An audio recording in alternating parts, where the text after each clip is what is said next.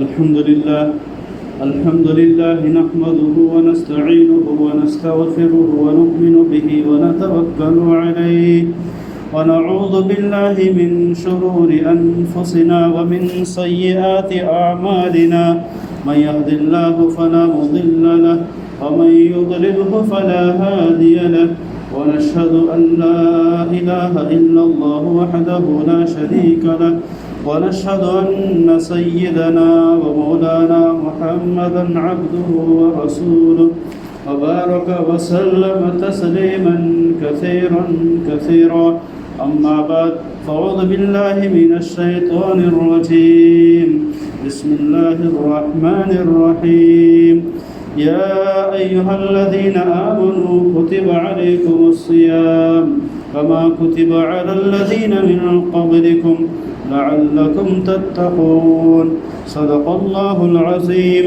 وصدق رسوله النبي الكريم.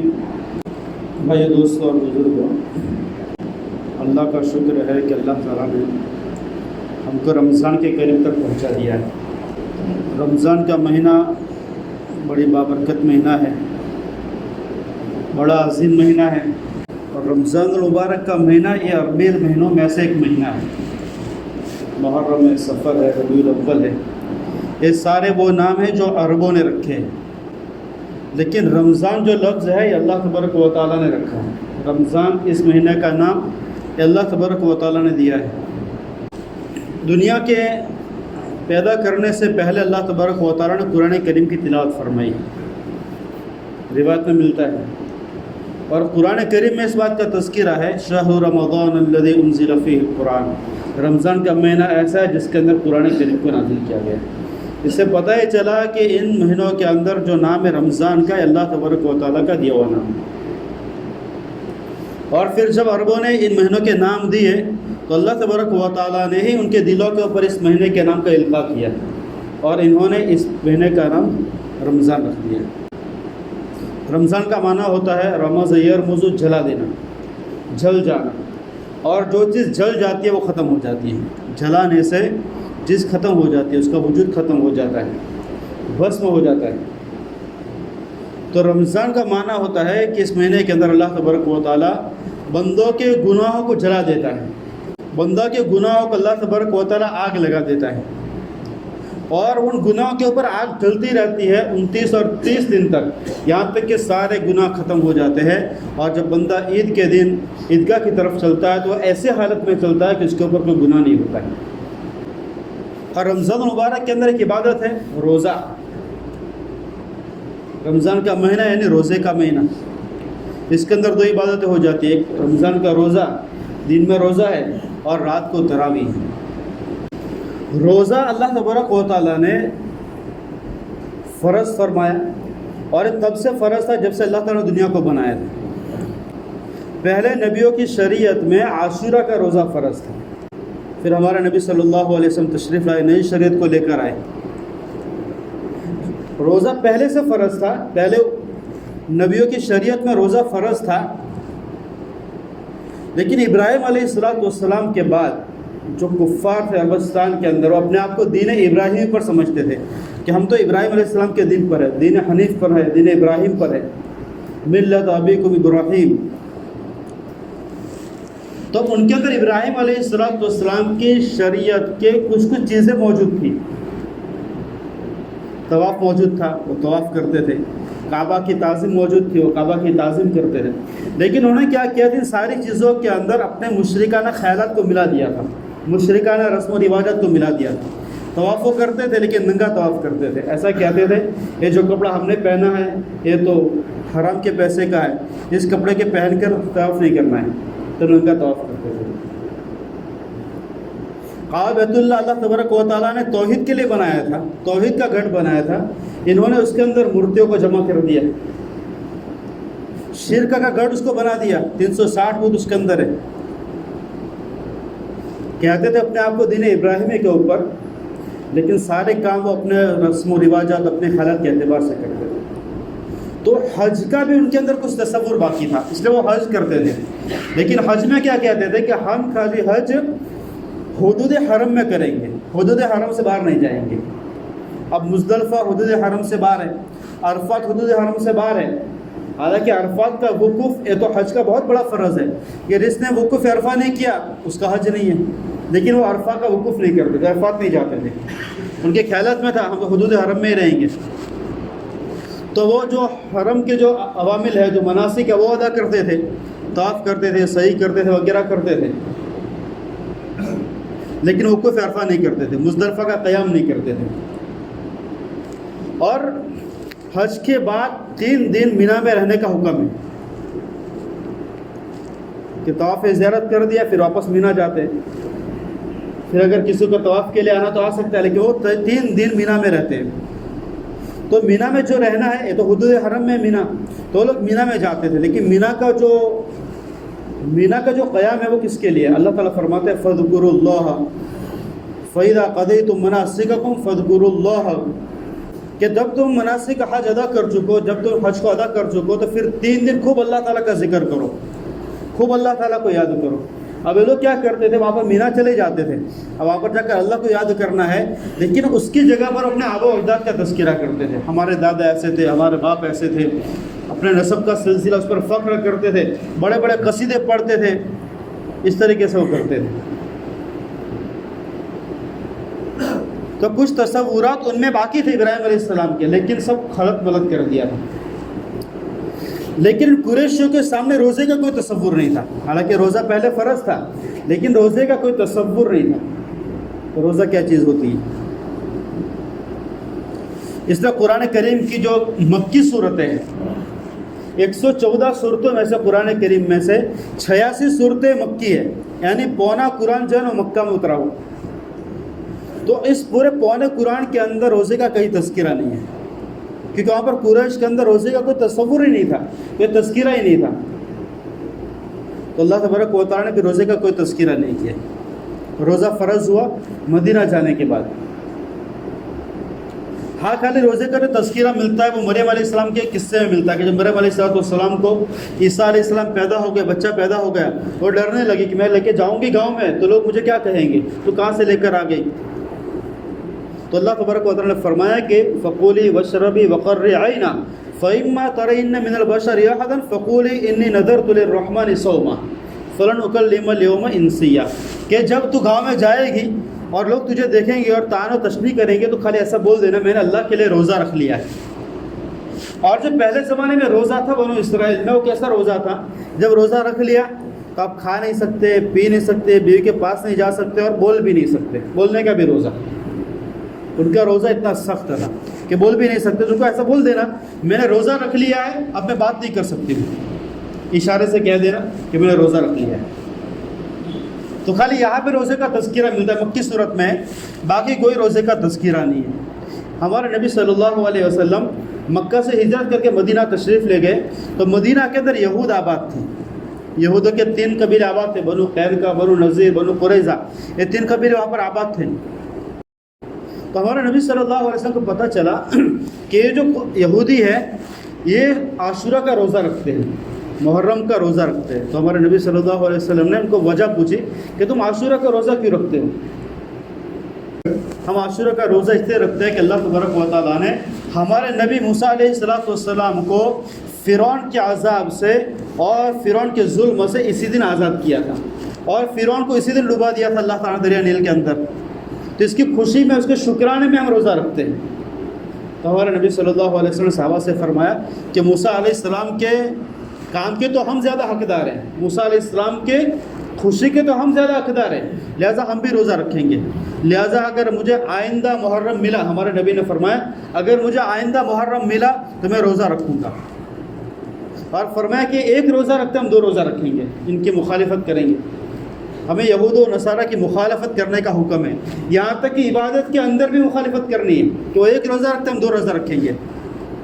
اور ہم ایسے ہیں یہود و نصارہ کے پیچھے ایسے پڑے ہوئے ہیں کہ ہر کام کے ان کا فالو کرتے ہیں. تو فرمایا کہ اگر مجھے موقع ملا تو میں عاشورہ کا روزہ رکھوں گا اور ہم 2 رکھیں گے، ان کی مخالفت کریں گے. تو کہہ رہے 2 روزے ہو گئے. اب صحابہ کرام کو ہمارے نبی صلی اللہ علیہ وسلم اس کے بارے میں فضیلت بیان فرماتے اور وہ روزہ رکھتے. تو مدینہ جانے کے بعد پھر روزے کا تصور آیا. یہ روزہ بھی کوئی چیز ہے.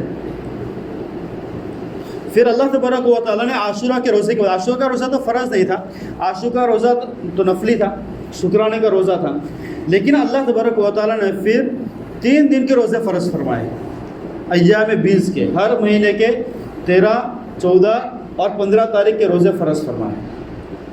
اور وہ فرض کون سا تھا؟ فرض خیار تھا، آپشنل فرض ہے. اگر رکھنا ہے تو 3 پورے کرنے ہیں اور نہیں رکھنا ہے تو کوئی بات نہیں، ایسا فرض تھا. رکھنے ہیں تو 3 پورے کرنے ہیں، اور اگر نہیں رکھیں گے تو کوئی حرج نہیں ہے.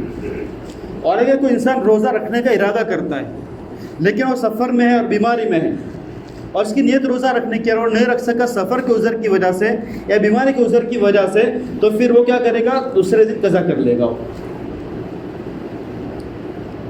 تو آپشنل فرض تھا کہ 3 دن کے روزے فرض فرمائے اللہ تعالیٰ نے، اور وہ بھی آپشنل، کہ جسے 13 کا رکھا اس کو 14 بھی رکھنا ہے، 15 بھی رکھنا ہے. اور اگر نہیں رکھنا ہے، طبیعت نہیں چاہتی ہے، ہمت نہیں پڑتی ہے، نہیں رکھنا ہے، گرمی زیادہ ہے، تو نہیں رکھے، کوئی حرج نہیں ہے. تو اللہ تعالیٰ نے 3 دن کے روزے فرض فرمائے، اور وہ بھی آپشن. اور اس کے اندر اللہ تعالیٰ نے اس کی فضیلت کو بیان فرمایا، وَأَن تَصُومُوا خَيْرٌ لَكُمْ، اور اگر تم اس کے اندر روزہ رکھو گے تو بہت بہتر ہے تمہارے لیے. کیونکہ تصور نہیں تھا روزے کا، بھوکا اور پیسے رہنے کا تصور نہیں تھا. اگر ڈائریکٹ حکم دے دیا جائے تم کو رمضان کے مہینے کا روزہ رکھنا ہے 30 دن کا، تو 30 دن کے روزے رکھنا ہے کار دارت، بہت بڑا عمل ہے، بہت مشکل کام ہے. یہ تو امت مسلمہ ہے جو اللہ کے محبت میں اور نبی صلی اللہ علیہ وسلم کی محبت میں 30 دن کے گرمی کے سردی کے روزہ رکھتے ہیں، ورنہ بہت بڑا عمل ہے. لہٰذا اللہ تبارک و تعالیٰ نے رمضان کے روزوں کو جو فرض فرمایا ایسے فرمائے. پہلے عاشورہ کے 2 روزے اور پھر 3 روزے فرض فرمائے. اس کے اندر جو ہے اللہ تعالیٰ نے اس کی رغبت دلائی، وَأَن تَصُومُوا خَيْرٌ لَكُمْ، اگر تم روزہ رکھو گے تو بہت اچھا ہے. ذَلِكُمْ خَيْرٌ لَكُمْ إِن كُنتُمْ تَعْلَمُونَ، اگر تم ایک کام کر دو تمہارے لیے بہت بہتر ہے. اور ایام 20 کے روزے کو کہا جاتا ہے. اور ہمارے نبی صلی اللہ علیہ وسلم نے اس فرض کے ختم ہو جانے کے بعد بھی ہمیشہ ایام 20 کے روزے رکھے. ایام 20 کے روزے رکھنا سنت ہے. اور میڈیکل کے اعتبار سے ایک بہت بڑا فائدہ بھی ہے اس میں ایام 20 کے روزے کا. ایام 20 کس کو کہتے ہیں؟ چاند کے مہینے کی 13، 14، 15 تاریخ، 13، 14، 15 تاریخ کے اندر سورج جو چاند ہوتا ہے پورا ہوتا ہے، پورا چاند ہم کو نظر آتا ہے. اس کو ایام 20 کہا جاتا ہے. روشن راتیں، پورا چاند ہوتا ہے. اور چاند میں تاثیر کیا ہے؟ چاند کے اندر بھی گریویٹی ہے، جیسے زمین کے اندر گریویٹی ہے، گروتواکرشن شکتی ہے کہ وہ کھینچتی ہے چیزوں کو، اس طریقے سے چاند کے اندر بھی گریویٹی ہے، وہ چیزوں کو کھینچتی ہے. لیکن وہ ساری چیزوں کو نہیں کھینچتا ہے. چاند خالی پانی کو کھینچتا ہے. پانی جو ہوتے ہیں، جو اوٹ آتا ہے، جو برتی آتی ہے، وہ چاند کی وجہ سے آتی ہے. چاند ادھر ہوگا تو برتی ادھر آ جائے گی، چاند چھپ جائے گا تو برتی بھی چلی جائے گی. تو چاند کا جو گریویٹی ہے وہ خالی پانی کو کھینچتی ہے، پانی اس کی طرف جاتا ہے. تو ناریل کے اندر پانی کیسے پہنچتا ہے؟ وہ انہی 3 دن کے اندر پہنچتا ہے کہ وہ چاند کھینچتا ہے، تو اس کی وجہ سے پانی. تو انسان کے جسم کے اندر بھی 80% پانی ہے. جب یہ 3 راتیں جو ہوتی ہے جس کے اندر چاند پورا ہوتا ہے، تو ہمارا پورا پانی بھی بھیجے کے اندر آ جاتا ہے، سر کے اندر آ جاتا ہے. اور اس سے انسان کو سردی جو زیادہ ہوتی ہے نا، جو زکام ہوتا ہے، وہ 3 دن کے اندر ہوتا ہے. 3 دن میں کچھ غلط کھا لیا، غلط پی لیا، تو پھر وہی جو کھانا پینا ہمارے سر میں پہنچ جاتا ہے اور اسے سردی ہو جاتی ہے. تو سائنس کی جتنی بیماری ہے یہ اس گریویٹی کی وجہ سے ہوتی ہے، چاند کی وجہ سے ہوتی ہے. لہٰذا اگر کوئی شخص ان 3 دن کے روزہ رکھے، 13، 14، 15 کا روزہ رکھے گا، تو جسم کے اندر کم پانی جائے گا اور وہ پانی کم پہنچے گا، اور اس کی برکت سے اللہ تبارک و تعالیٰ سائنس کی بیماری کو ختم کر دے گا. جس کو زیادہ سردی ہوتی ہے، سردی کی تکلیف ہوتی ہے، زکام کی تکلیف ہوتی ہے، تو یہ جو انسان ایام 20 کے روزے رکھے گا تو اس کی برکت سے انشاءاللہ تعالیٰ یہ بیماری ختم ہو جائے گی. تو اللہ تعالیٰ نے پہلے 3 دن کے روزے فرض فرمائے، اور وہ بھی آپشنل تھے، رکھو تو ٹھیک ہے، نہیں رکھو تو کوئی حرج نہیں. اور اس کے بعد جب ایک ماحول بن گیا، صحابہ کرام تو ایسے لوگ تھے کہ ان کو تو کوئی نفل چیز بھی ہوتی تھی اس پر بھی وہ تو عمل کرنے والے تھے. یہ تو بہت بڑی بات ہے کہ اللہ تعالیٰ نے اس کو فرض فرمایا ہے، آپشن، لیکن فرض کا حکم دیا کہ تم اس کا روزہ رکھو 3 دن کا، اس سے تمہارے اندر تقویٰ آئے گا. تو صحابہ کرام نے اس کے اوپر پورا عمل کیا، اور سارے صحابہ کرام 3 دن کا روزہ رکھنے لگے، اور سب کے اندر طاقت آ گئی کہ روزہ رکھنا ہے. اس کے بعد پھر اللہ تبارک و تعالیٰ اس کے اگلے آیت کے اندر حکم فرمایا، شہر رمضان الذی انزل فیہ القرآن ھدی للناس وبینات من الھدی والفرقان فمن شہد منکم الشہر فلیصم. اس کے بعد پھر اللہ تبارک و تعالیٰ نے 30 دن کے روزے فرض فرمائے کہ تمہارے اوپر جب رمضان کا مہینہ آئے گا، رمضان کا مہینہ بڑا مبارک مہینہ ہے، اس کے اندر اللہ تبارک و تعالیٰ نے قرآن کریم کو نازل فرمایا، یہ ہدایت کی کتاب ہے اور فرق کرنے والی کتاب ہے حق و باطل کو، اور جو تم میں سے اس مہینے کو پائے وہ روزہ رکھے۔ اب اس کے اندر کوئی آپشن نہیں ہے، روزہ رکھنا ہی رکھنا ہے۔ ہاں کوئی بیمار ہے یا کوئی سفر پر ہے تو پھر وہ دوسرے پر اس کی قضا کر لے گا، لیکن روزہ رکھنا ہے۔ اب ایسا نہیں کہ رکھ سکتے تو رکھو، نہیں رکھ سکتے تو مت رکھو، ایسا نہیں ہے۔ اب تو ہر ایک مسلمان کو رمضان کا روزہ رکھنا ہی ہے۔ اور رمضان کا روزہ فرض ہو گیا صحابہ کے اوپر، لیکن اسی طریقے سے فرض ہوا جو بنو اسرائیل کے اوپر فرض تھا، افطار سے افطار 24 گھنٹے کا روزہ، یعنی سو گئے تو روزہ چالو، سحری نہیں تھی پہلے۔ اب ایک صحابی ہے، غالباً ان کا نام ہے حضرت اسیرم رضی اللہ تعالیٰ عنہ، ایسا ہی کچھ نام ہے اسیرم۔ حضرت اسیرم رضی اللہ تعالیٰ عنہ غریب صحابی تھے، اونٹ چرانے والے صحابی تھے، جنگل کے اندر کام کرنے والے تھے۔ روزہ رکھ کے وہ گئے اونٹ چرانے کے لیے۔ جب واپس آئے تو واپس آنے کے بعد بیوی سے پوچھا کچھ افطار کا سامان ہے؟ تو بیوی نے کہا کچھ نہیں ہے، کھانے کا کچھ بھی نہیں ہے۔ تو کہا روزہ کافی لگا ہوا ہے، کھانے کا تقاضا ہے۔ تو بیوی نے کہا آپ انتظار کرو، میں کہیں سے کچھ لے کر آتی ہوں، انتظام کر کے آتی ہوں۔ تو بیوی گئی لینے کے لیے۔ جب بیوی کچھ لے کر آئے تو تھوڑا ٹائم لگ گیا، واپس آئی تو حضرت اسیرم سو گئے تھے۔ تو بیوی بہت ٹینشن میں آ کر جلدی سے اٹھایا، کہا کہ آپ کا تو روزہ شروع ہو گیا، کیونکہ اس وقت کیسا تھا کہ افطار کیا، افطار کے بعد سو گئے تو روزہ چالو، اب سحری کے لیے اٹھنا نہیں ہے، اب کھا نہیں سکتے، آپ سو گئے تو روزہ چالو ہو گیا۔ تو بیوی بہت گھبرائی اور ٹینشن میں سے اٹھایا کہ آپ کا تو روزہ چالو ہو گیا، اب کیا کریں گے آپ؟ تو کہا کوئی بات نہیں، جو روزہ چالو ہو گیا تو توڑ تو نہیں سکتے روزہ، روزے کو پورا کرنا ہے، کیونکہ توڑنے کا تو بہت بڑا کفارہ ہے۔ جس نے روزہ توڑ دیا 60 دن کا اس کو روزہ رکھنا ہے یا عرب غلام کو آزاد کرنا ہے، تو کہا توڑ تو نہیں سکتے۔ انہوں نے روزہ تو رکھ لیا، لیکن ظہر تک حالت خراب ہو گئی ان کی، کیونکہ پچھلے 24 گھنٹے سے کچھ نہیں کھایا ہے، دوسرے 12 گھنٹے چلے گئے تو 36 گھنٹے سے کچھ نہیں کھایا، اور محنت مزدوری کرنے والے صحابی ہیں، جنگل میں جانے والے۔ ظہر کے وقت کے اندر آپ بے ہوش ہو گئے۔ حضرت اسیرم، ہمارے نبی صلی اللہ علیہ وسلم کو پتہ چلا کہ ایک صحابی ہے، افطار نہیں کیا، کچھ کھایا نہیں، اس کی وجہ سے بے ہوش ہو گئے۔ تو ہمارے نبی صلی اللہ علیہ وسلم بھی جو ٹینشن میں آ گئے، صدمہ ہو گیا آپ کو بھی کہ آپ صلی اللہ علیہ وسلم تو بڑے شفیق تھے، بڑے کریم تھے، ایک صحابی کی اس حالت کو دیکھ کر آپ کو رنج ہوا۔ تو پھر اللہ تبارک و تعالیٰ نے قرآن کریم کی آیت نازل فرمائی، وَكُلُوا وَاشْرَبُوا حَتَّى يَتَبَيَّنَ لَكُمُ الْخَيْطُ الْأَبْيَضُ مِنَ الْخَيْطِ الْأَسْوَدِ مِنَ الْفَجْرِ۔ تم رات کو کھاؤ پیو یہاں تک کہ فجر طلوع ہو جائے، یعنی افطار تم نے کیا پھر پوری رات کھا سکتے ہو، یہاں تک کہ صبح جو طلوع ہو جائے اس وقت تک، صبح صادق تو تم کھا سکتے ہو۔ تو اللہ تبارک و تعالیٰ نے صحابی کی برکت سے سحری کا جو انتظام فرما دیا ہمارے لیے، اب ہمارا روزہ بہت آسان ہو گیا، 24 گھنٹے کی جگہ پر 12 گھنٹے کا ہو گیا، روزہ ایک دم آسان ہو گیا۔ اب کوئی روزہ توڑ دے تو کیا ہوگا؟ ایک صحابی تھے، اب اچھا اب کھانے کی اجازت مل گئی لیکن بیوی سے ملنے کی اجازت نہیں ہے۔ پہلے زمانے میں روزہ کیسا تھا کہ نہ کھا سکتے ہیں، نہ پی سکتے ہیں، نہ بیوی سے ہم بستری کر سکتے ہیں اور نہ بول سکتے ہیں۔ اس روزے کے اندر بول بھی سکتے ہیں، رات کو کھا بھی سکتے ہیں، لیکن رات کو ہم بستری نہیں کر سکتے، پہلے ایسا تھا۔ اب ایک صحابی تھے، ان سے غلطی ہو گئی اور وہ بیوی کے ساتھ واقع ہو گئے، اور ہمارے نبی صلی اللہ علیہ وسلم کے پاس پہنچے۔ اللہ کے رسول صلی اللہ علیہ وسلم روزے کی حالت میں تھا اور میں نے بیوی سے جمع کر لیا، اب کیا ہوگا؟ تو ہمارے نبی صلی اللہ علیہ وسلم نے فرمایا کہ تم کو کفارہ دینا پڑے گا۔ کفارہ کیا ہے؟ کہا کہ عرب غلام آزاد کرو۔ کہا کہ میں اتنا غریب آدمی، میرے پاس کہاں سے غلام ہوگا؟ کہا کوئی بات نہیں، دوسرا آپشن یہ ہے کہ تم 60 مسکینوں کو کھانا کھلاؤ۔ تو کہا میرے پاس، میں غریب آدمی ہوں، میں 60 آدمیوں کو کیسے کھانا کھلا سکتا ہوں، میرے پاس نہیں۔ تو کہا پھر تیسرا آپشن ہے تمہارے لیے کہ 60 دن کے روزے رکھو۔ کہا کہ ایک روزے کے اندر تو یہ حالت ہے، 60 دن کے روزے رکھوں گا تو کیا ہوگا؟ تو کہا پھر انتظار کرو، اللہ تعالیٰ کچھ تمہارے لیے انتظام کرے گا۔ تو ایک انصاری صحابی بہت بڑا ٹکڑا بھر کر لے کر آئے ہمارے نبی صلی اللہ علیہ وسلم کے پاس اور فرمایا کہ اللہ کے رسول صدقے کی کھجور ہے، اس کو آپ غریبوں کے اندر بانٹ دو۔ تو ہمارے نبی صلی اللہ علیہ وسلم نے وہ کھجور لی اور اس صحابی کو دکھا، کہا جاؤ اور 60 گھرانوں کے اس کو تقسیم کر دو، 60 گھرانوں میں۔ تو صحابی نے لے لیا اور کہا کہ اللہ کے رسول صلی اللہ علیہ وسلم، پورے مدینے میں میرے سے زیادہ کوئی غریب نہیں ہے، اگر یہ صدقہ میری طرف سے میں ہی رکھ لوں تو کیا حرج ہے؟ ہمارے نبی صلی اللہ علیہ وسلم کی بات کے اوپر آپ کو مسکراہٹ آ گئی، آپ کو ہنسی آ گئی۔ حتیٰ بدت نوازجہ ہو، آپ صلی اللہ علیہ وسلم اتنا ہنسے کہ آپ کے جو نوازج ہے، آپ کے جو پورے دانت ہیں وہ کھل گئے.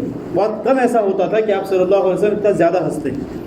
حتیٰ ضحک حتیٰ بدت نوازجہ ہو، آپ صلی اللہ علیہ وسلم اتنا ہنسے کہ آپ کے نوازج جو کھل گئے اور کہا کہ کوئی بات نہیں تو اس کو رکھ لے، لیکن صرف تیرے لیے ہے، سب کے لیے ایسا نہیں ہے، یہ سہولت تیرے لیے ہے. تو امت ایسی ہے کہ اللہ تبارک و تعالیٰ نے اس کو بہت لاڈ جوڑ لڑائے ہیں، اللہ کے نبی اس کو دیا ہے اور جنت میں سب سے پہلے اس کو اللہ تعالیٰ پہنچائے گا، اس کی برکات ہے. تو بھائی دوستوں اس طریقے سے پھر اللہ تعالیٰ نے پھر کیا کیا، فالآن باشروہن. اب یہ ہے کہ رمضان کے دنوں کے اندر تم رات کو بیوی کے ساتھ ہم بستری بھی کر سکتے ہو، اجازت دے دی. رمضان میں پہلے زمانے کے اندر رات کو بھی بیوی کے ساتھ جمع کرنا جائز نہیں تھا. کھا سکتے تھے رات کو لیکن جمع نہیں کر سکتے تھے. جب یہ مسئلہ ہوا صحابی کا تو پھر اللہ تبارک تعالیٰ نے فرمایا فالآن باشروہن، اب رات کو تم بیوی کے ساتھ جمع بھی کر سکتے ہو. دن میں روزہ رکھو اور رات کو جمع کرنا چاہو تو کر سکتے ہو. تو اللہ تبارک و تعالیٰ اس طریقے سے امت محمدیہ کے لیے روزے کو آسان فرما دیا اور 30 دن کا روزہ اللہ تعالیٰ نے اس امت کے لیے فرض فرمایا. جو رمضان کا مہینہ ہمارے سامنے آنے والا بہت بڑا مہینہ ہے. ابھی سے کمر بستہ انسان ہو جائے کہ مجھے پورے روزے رکھنے ہیں. اللہ نے کیا دیا، فمن شہد منکم الشہر فلیصم، جب کوئی اس مہینے کو تم میں سے پائے تو اس کا روزہ رکھے. پھر تو دوسرا کوئی آپشن ہی نہیں اس کے اندر روزہ نہیں رکھنے کا.